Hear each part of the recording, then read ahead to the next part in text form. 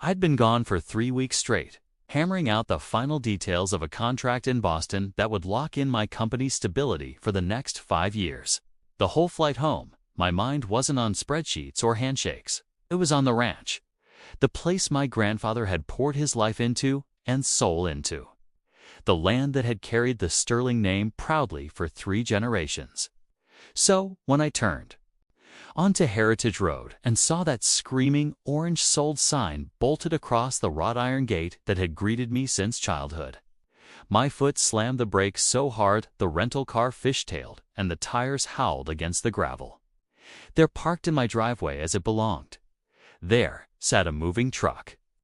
2 burly guys in matching gray t-shirts were hauling cardboard boxes toward my front porch, while a woman in sunglasses and a sun hat waved her arms like an air traffic controller. My pulse thundered in my ears as I killed the engine, threw the door open, and marched straight at them.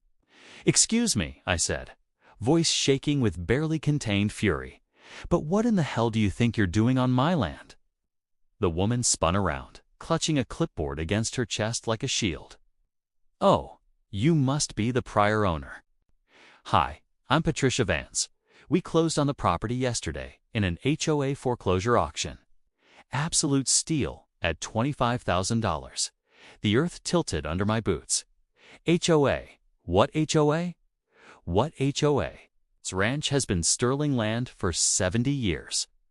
We are not, and have never been, part of any homeowners association." Patricia's tanned, drained to chalk. But Oak Ridge Valley's HOA said the property was seriously delinquent on assessments. They had the lien documents, the notices. Everything looked official. And that's when the name clicked into place like the final round in a revolver.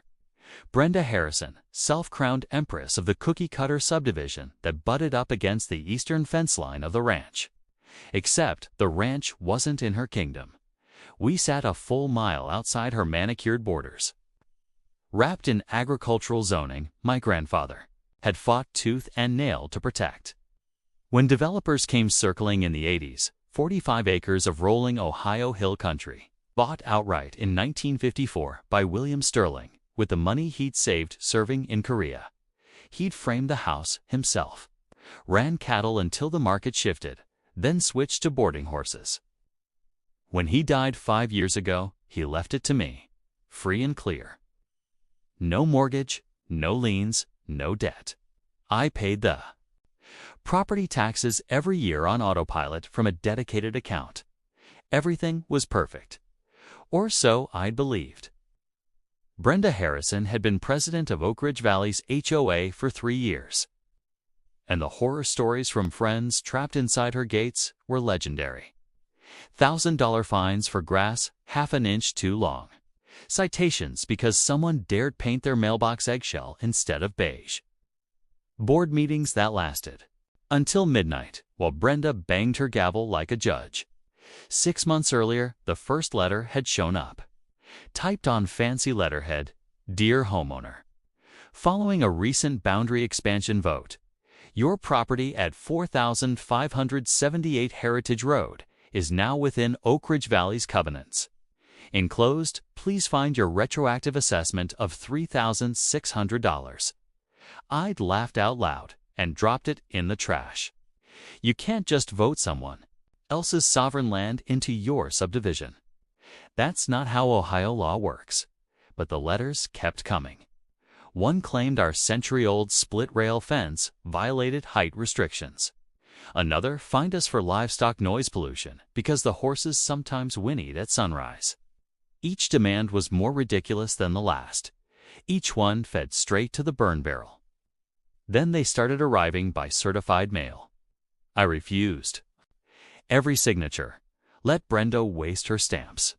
I had a business to run and a legacy to protect. The biggest mistake of my life. While I was 3,000 miles away closing deals, Brenda was busy, filing fraudulent affidavits of service with the county, forging my signature on return receipts, building a paper trail thick enough to convince a distracted clerk that I'd been properly notified and had ignored every warning. And then, with no public notice in the newspaper. No posting on the courthouse door. Nothing to alert me, or my lawyer, or me. She and her rubber stamp board held a quiet foreclosure auction. Her brother-in-law's company, Gold Star Holdings LLC, purchased my birthright for $25,000. Less than what I had tied up in tack and horseflesh alone. Patricia and her husband thought they'd scored the deal of the century on a distressed ranch property. Paid cash, got the keys, hired the movers. Now here we all stood in the driveway. I'd learned to ride a bike on, staring at each other while the scope of Brenda Harrison's scam sank in. I dialed the one number I knew by heart. "Michael," I said the second my attorney picked up. "Get out to the ranch right now. Somebody just stole my grandfather's land. I need it back today." While we waited for Michael to fight his way through Columbus traffic, I managed to convince Patricia and the movers to stop unloading.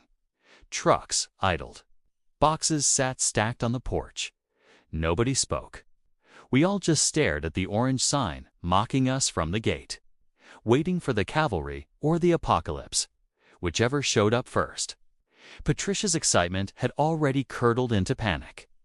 By the time Michael screeched up the driveway in his black Suburban, a sheriff's deputy riding shotgun, for the next 3 hours, we stood in the late afternoon heat while Michael and the deputy peeled back the layers of Brenda's paper empire like it was tissue in a rainstorm.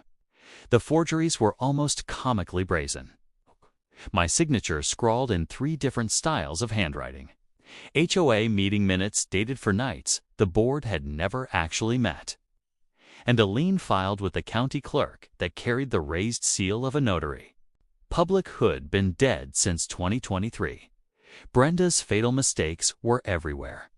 The Oak Ridge Valley's charter, recorded in 1998, drew a hard boundary line 1 full mile east of my gate. Gold Star Holdings, LLC. The buyer at auction listed Brenda's brother-in-law as managing member and Brenda herself as secretary. Conflict of interest, thick enough to choke on. The deputy took statements from me, from Patricia, from the movers, then radioed in a criminal complaint on the spot. Michael, meanwhile, worked his phone like a man possessed, waking up a district judge until he found one willing to sign an emergency temporary restraining order, freezing any further transfer of title. By sunset, the courthouse had it on file, and Patricia, now thoroughly terrified she'd bought stolen property, agreed to leave every box exactly where it sat. The next 14 days were a blur of subpoenas, search warrants, and sleepless nights. Michael's paralegals unearthed 2 other attempted land grabs on the edge of the subdivision. Both stalled only because those owners had fought back sooner. Bank records showed Brenda siphoning HOA dues into a private account she used to pay legal expenses for her annexation crusade. Residents of Oak Ridge Valleys had been funding their own neighbor's robbery without ever knowing it.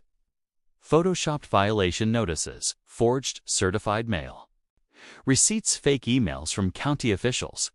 It all came tumbling out when the money trail crossed state lines through wire transfers. The FBI white-collar squad stepped in and turned a local fraud into a federal felony.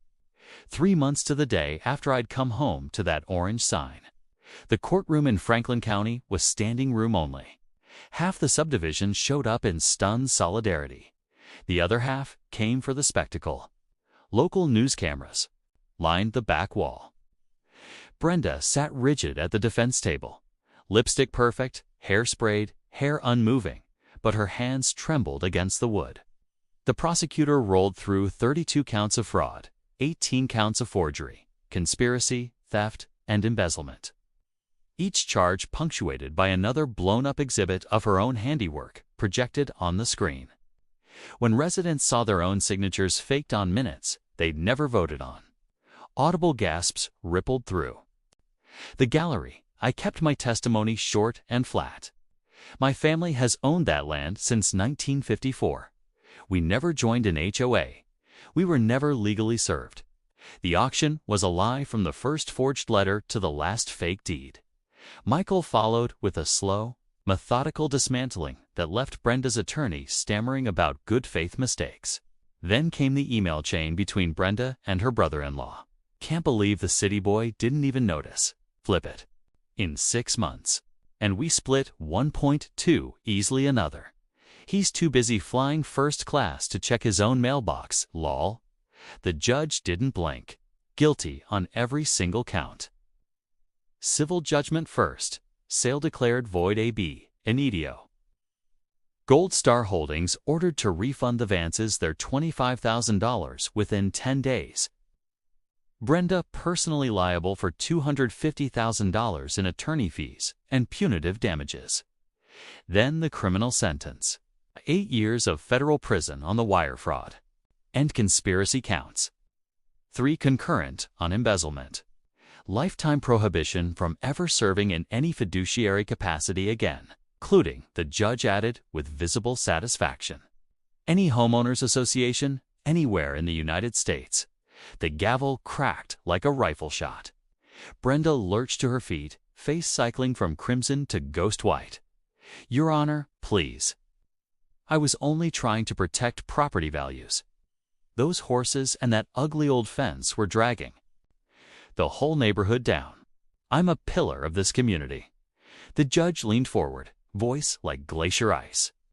Mrs. Harrison, you attempted to steal a 70-year family legacy because you didn't like the aesthetics of livestock. You forged documents embezzled from your own neighbors and committed federal felonies to do it. 8 years is a gift. As the marshals moved in, Brenda whipped toward me, wild, spit flying. This is your fault, she shrieked. If you just paid the damn dues like a normal person, none of this would have happened. They cuffed her right there. The last thing Oak Ridge Valley's former queen saw as they marched her out was every person in that courtroom, including half her former subjects, staring back in contempt. The orange sign came down the next morning. I burned it in the fire pit that night. Drank a toast to my grandfather with the bottle of his favorite bourbon, and listened to the horses' knickers softly in the pasture he'd built with his own hands. Some kingdoms fall harder than others. Subscribe to HOA Conflicts for more.